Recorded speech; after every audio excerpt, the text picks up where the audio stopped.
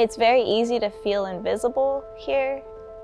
I know I'm not invisible. Growing up with the white majority kind of at schools, I thought that was like the norm. I am with a man, I'm married to a man, and I never really apologized about it.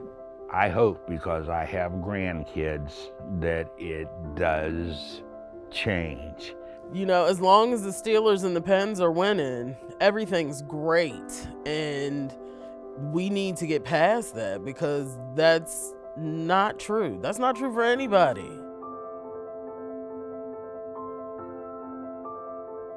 My mom actually immigrated here from the Philippines when she was 40.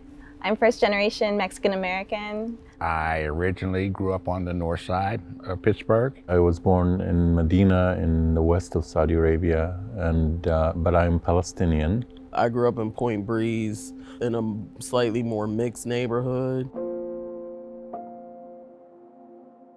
Growing up with a single immigrant mother, that's basically how I grew up. Her having the accent that she does, like, I can tell when people are annoyed that they have to speak slower or talk louder to her. Like, we've been followed around in, you know, stores before in downtown. It does make me, like, you know, pretty angry, but you can control what you can't control. That's something I've had to learn a lot. So I moved to Pittsburgh in 2005. Went to art school at CMU, and at that point also found out I was pregnant. And I was on the bus one day with her, and she's climbing all over the place on the bus. I'm like, you know, so siéntate, like sit down. The lady behind me, she's like, excuse me, ma'am, what language are you speaking? And that was the moment. I was like, holy smokes. Right. There's no Spanish radio, there's no Spanish TV. The area I grew up in was mixed, and everybody got along. An Italian store right down this block here, you had a Russian store up and around the corner. I just experienced snippets of racism come my way. But if you look for it, you can see it. I went to summer school in Newcastle just as part of learning English, and really had a rough time. Students were pretty mean. Stuff was written on my desk about camels and such. I remember going home and just sort of crying and being upset. During the second Gulf War and the World Trade Center events, you know, the looks, the questions. I worked at Chinese on Carson on the south side, and people just sort of would request a different waiter, you know. Coming out was adding to all of that. So I was walking with my boyfriend at the time. We held hands and people started throwing rocks at us. We have so much to worry about life than to worry about how a person's sexual preference is. There was a belief for a long time, and there are still doctors that believe that Black people don't feel pain. So oftentimes our pain is minimized and dismissed. I had a doctor, an OBGYN, who I get really bad cramps, and I think that it was always like debilitating.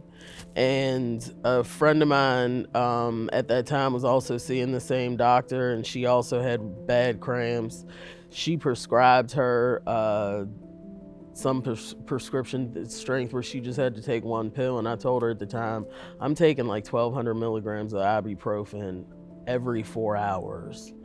And she was like, well, if that works for you, then that's fine. Like, my stomach lining is non-existent now because of that.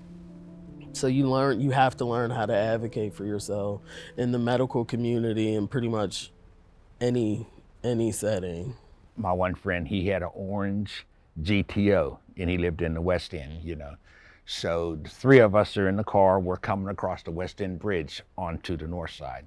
The cops pull us over, get out, they're frisking us and everything like that. Okay, so then a little later we hear over the radio, this is a bright orange GTO, and they were looking for a brown car. And I have relatives in law enforcement. It's not like I hate police, but I question a whole lot. So I actually had a friend who was riding public transportation, during the COVID, or during this pandemic currently, and she actually had a hot coffee thrown on her. And just because of the way she looked, she's 100% Filipino, and my heart just basically broke, to hear that happen. When you see on a larger scale, I guess, how this country treats and stigmatizes Mexican Americans, do you have any comments on that?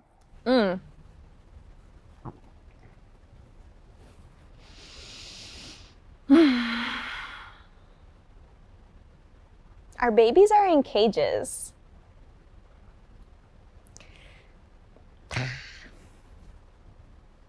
And they're separated from their parents. I've got so many feelings about it.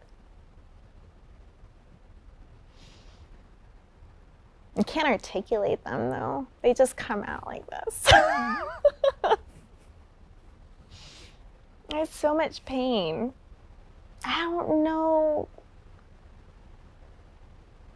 that the general Pittsburgh city thinks about it ever.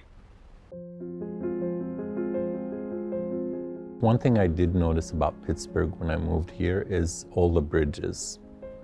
Ironic, because they also have all the neighborhoods. The way the city is designed, I think, is designed for segregation, for separation.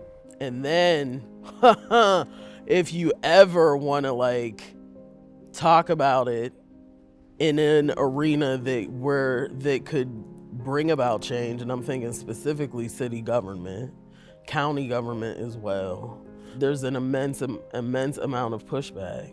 People need to open their doors, and people need to get back into their neighborhoods. I say get back into because people can live next door to each other and not know each other right now. The biggest thing for community healing is definitely to have a diverse group of people to discuss it. With healing, you have to understand that you need it, first of all. For me personally, it's a lot of walking in nature. Getting the heck away from people. I try to laugh as much as possible. For me, humor and laughter is the best medicine. Also, not holding it in. Sweeping stuff under the rug and letting things go isn't necessarily always the nicest thing to do. For myself, I've gotten into a lot of yoga and a lot of meditating lately, especially with the start of this pandemic. But for this topic, being able to talk about it with other people who understand is not really getting rid of the weight, 100% per se, but you do feel lighter. Well, I own horses, and I work in Monroeville in the stables. All I have to do is just be there with them, groom them, and I'm a changed man after I leave. My husband and I think a lot about what we can offer our daughter.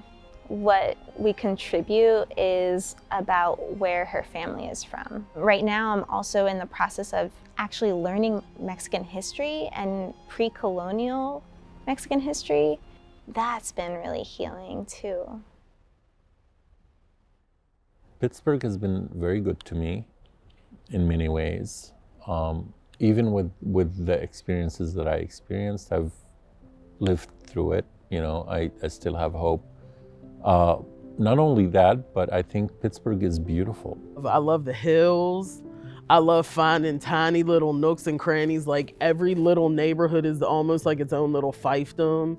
So, and it's weird in its own little weird Pittsburgh way. It's a very good place to live and to raise a family. I grew up thinking that family is like what you're born with. And also feel you can choose your family. And I think that's something that I learned in Pittsburgh. Love always showed up.